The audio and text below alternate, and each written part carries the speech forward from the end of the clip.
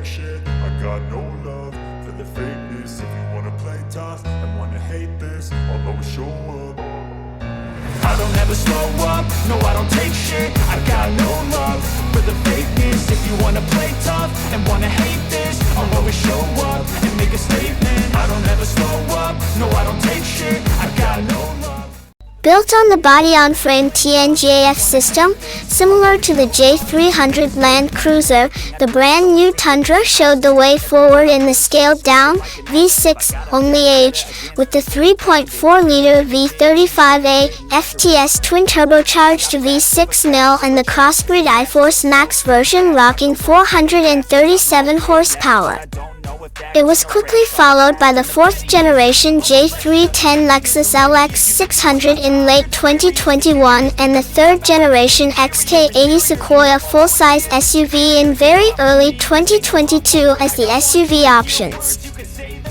Interestingly, the last might be up first for a fast revamp during the 2025 version year after the 2024 Sequoia was mostly a carryover featuring a greater base price, $60,875, up from $59,865 for the 2023 MY. Well, that's according to the report mill and their imaginative realm of electronic car content makers, so bear in mind to take this with a grain of salt, as nothing is named from Toyota just yet.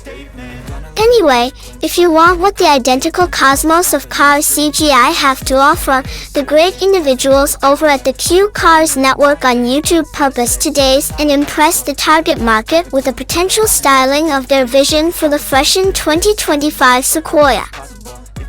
The existing version, produced by Toyota at TMMTX, Toyota Electric Motor Manufacturing Texas, in San Antonio, Texas, returned to a strong rear axle arrangement like with the original, shunning the independent suspension from its straight precursor. It additionally gave up the V8S and only uses the intermixed 3.4-liter V35A FTS twin-turbo V6 iForce Max engine as the common powertrain across the trim line, full with 437 horsepower and 583 lb-ft, 790 Nm of torque. This is not anticipated to change, unlike the looks of the ruggedly handsome full-size SUV.